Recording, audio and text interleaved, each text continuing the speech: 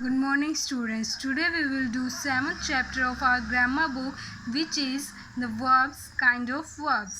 Means आज हम पढ़ेंगे किसके बारे में? verb के बारे में. And what is verb? Verb is क्रिया. जो भी काम हम करते हैं वो क्या कहलाता है? अपना verb. Definition of verb is here. Verb. A verb is a word used to tell or say something about some person or thing. एक वर्ब वो होती है, वो वर्ड होता है जो हम यूज़ करते हैं किसी भी पर्सन या फिर किसी भी थिंग को बताने के लिए. मीन्स किसी भी व्यक्ति और वस्तु के बारे में कुछ भी बताने के लिए, कहने के लिए जो वर्ड हम यूज़ करते हैं उसको बोलते हैं वर्ब. ओके. फॉर एग्जांपल मैं खेलता हूँ. I play. मैं खेलता हूँ.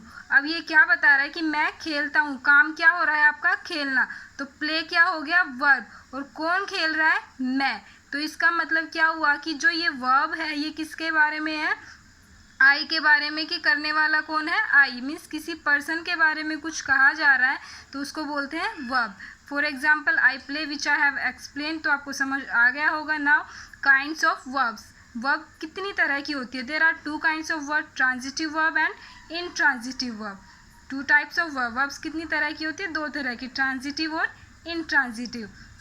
So now transitive verbs, a verb which requires an object to complete its sense. एक ऐसी verb जिसको अपनी sense complete करने के लिए एक object की ज़रूरत पड़ती है उसे बोलते हैं transitive verb. For example, Monika made. Monika ने बनाया. क्या? नहीं पता हमें. तो इसमें जो सेंटेंस है उसकी सेंस कंप्लीट नहीं है. तो इसकी सेंस कंप्लीट बनाने के लिए हमने यूज़ किया Monica made a doll. Monica ने एक गुड़िया बनाई. तो यहाँ पे हमने यूज़ किया ए doll which is a object. तो जहाँ पर जिस सेंटेंस में उसकी सेंस को कंप्लीट करने के लिए ऑब्जेक्ट की ज़रूरत पड़ती है तो उसको बोलते हैं transitive verb. Intransitive verb a verb that does not require an object to complete its sense. Means intransitive verb क्या होती है? ऐसी वर्ब जिसको अपनी सेंस कंप्लीट करने के लिए किसी ऑब्जेक्ट की ज़रूरत नहीं पड़ती. She runs. वह दौड़ती है. इसमें किसी भी ऑब्जेक्ट की ज़रूरत नहीं है. अपने आप में सेंटेंस कंप्लीट है. तो ये क्या हो जाएगा? Intransitive. So normally we can say if we need object then transitive, if we don't need any object then intransitive verb. Okay students. One more comparison is also here. I fly a kite. मैं उड़ाता हूँ क्या? एक पतंग. इसका मतलब हमें यहाँ पर ऑब्जेक्ट की ज़रूरत पड़ी. अगर हमें ये ऑब्जेक्ट यूज़ नहीं करते तो हमारे पास क्या बचेगा? आई फ्लाई. मैं उड़ाता हूँ. तो इसकी सेंस तो कंप्लीट नहीं है. आपको कंप्लीट वर्क बताना पड़ेगा. तो यहाँ पे हम यूज़ करेंगे ए kite which is a object. इसका मतलब इसकी सेंस हमें कंप्लीट बनाने के लिए क्या यूज़ किया? ऑब्जेक्ट. तो ऑब्जेक्ट की ज़रूरत है तो वो क्या कहलाएगा? Transitive verb. The birds fly.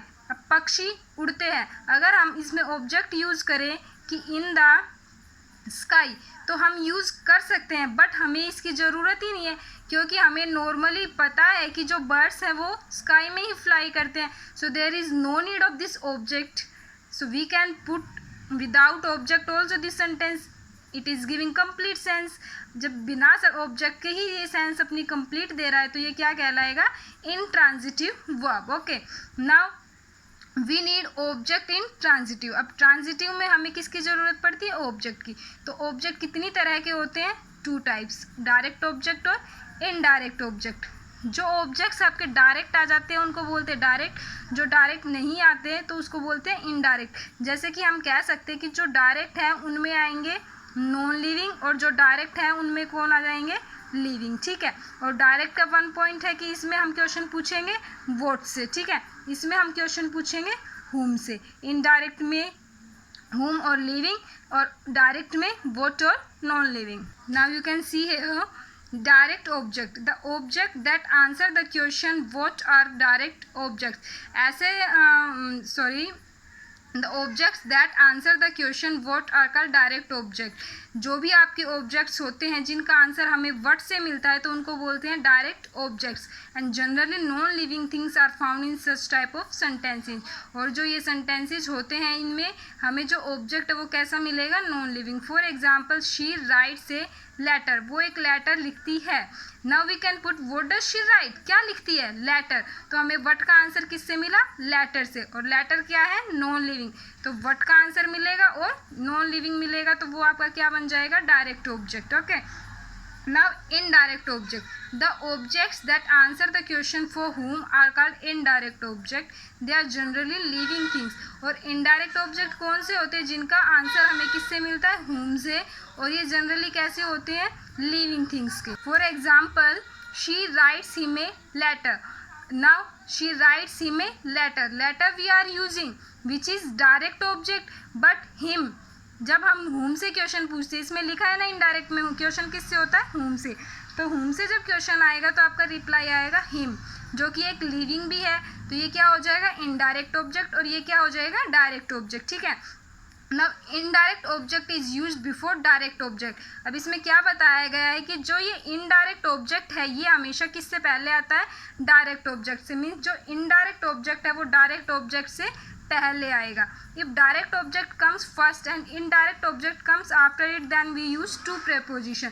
अगर हमें ये जो डायरेक्ट ऑब्जेक्ट है ये पहले यूज करना है और जो ये इनडायरेक्ट ऑब्जेक्ट है ये बाद में यूज करना है, तो हम यूज़ करेंगे टू प्रीपोजिशन का. मीन्स हमें जब इनडायरेक्ट बाद में यूज़ करना हो और डायरेक्ट पहले यूज़ करना हो तो हमें बीच में कुछ ना कुछ प्रीपोजिशन ऐड करनी पड़ेगी. अगर हमें ऐसा नहीं करना तो फिर पहले इनडायरेक्ट ऑब्जेक्ट आएगा और फिर बाद में डायरेक्ट ऑब्जेक्ट आएगा. Example is here, I teach her English. Now I teach her English. What do you teach? तो आंसर क्या है, इंग्लिश. तो व्हाट से क्वेश्चन पूछा तो आंसर आया इंग्लिश. इसका मतलब क्या हुआ कि ये कौन सा ऑब्जेक्ट है, डायरेक्ट ऑब्जेक्ट. और whom डू यू टीच, तो आंसर क्या आएगा, हर. तो ये क्या हो जाएगा आपका इनडायरेक्ट ऑब्जेक्ट. अगर हमें डायरेक्ट ऑब्जेक्ट पहले यूज़ करना है और इनडायरेक्ट बाद में यूज़ करना है तो हमने यूज की preposition to. I teach English to her. Now classes of verbs. Verbs की कितनी क्लासेज होती है, टू. स्ट्रॉन्ग वर्ब्स और वीक वर्ब्स. स्ट्रॉन्ग वर्ब्स कौन सी होती है, it is form by changing the vowel of the present tense of the verb. जो आपकी वर्ब है, जैसे ये है, इसका प्रेजेंट टेंस, ये present, this is past and this is past participle, means first form, second form और third form. तो प्रेजेंट में चेंज करके वाउल के अंदर तो क्या बन जाएगी आपकी पास्ट और पास्ट पार्टिसिपल. जैसे रिंग का क्या हो गया, रैंक रंग. गो का वेंट गोन. और जो वीक वर्ब्स होती है वो पैटर्न के अकॉर्डिंग बनती है. मीन्स इनमें ऐड होता है क्या, ईडी, डी और T to the present tense of the verb. और जो वर्ब का प्रेजेंट टेंस होता है उसमें ईडी, डी और टी यूज़ कर सकते हैं. जैसे आस्क का क्या हो गया, आस्क और आस्क. कैच का क्या हो गया, कोट और कोट. ठीक है. अब ये जो है आपका ईडी, तो मोस्ट ऑफ वर्ब्स ऐसी होती है जिसमें हम ईडी ऐड करके उसको बना सकते हैं, लेकिन काफ़ी ऐसी मीन्स कुछ एक परसेंट, बहुत ही रेयर चांसेस में ऐसी होती है कि हमें एक्सेप्शनल केस मिलता है. मीन्स काफ़ी वर्ब्स ऐसी होती है जिनमें जो फर्स्ट, सेकंड और थर्ड फॉर्म है आपका प्रेजेंट, पास्ट और पास्ट पार्टिसिपल तीनों ही सेम रहते हैं, जो कि एक्सेप्शनल केस भी मान सकते हैं आप. और ज़रूरी नहीं है कि आपका ये